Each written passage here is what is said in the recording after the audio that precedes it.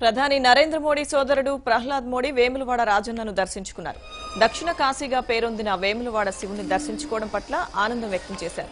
ఇక్కడి ప్రజల ప్రేమకు ఆదరాభిమానాలకు ధన్యవాదాలు తెలియజేశారు.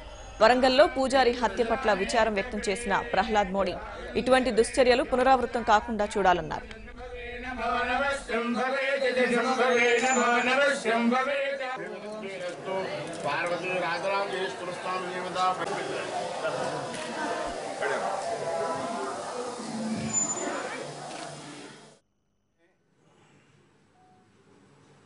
भीमलवाड़ा में कल से दक्षिण के काशी जिसको कहते हैं उस मंदिर के दर्शन के लिए आया हूं। आज सुबह में शिवा के दर्शन किए, शिवा की पूजा अर्चना की, बहुत आनंद मिला। तेलंगाना के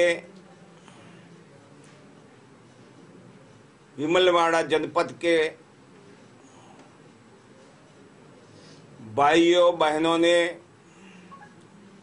कल जब से मैं आया हूं तब से जो प्रेम दिया है, जो मेरा आविष्कार किया है, इसलिए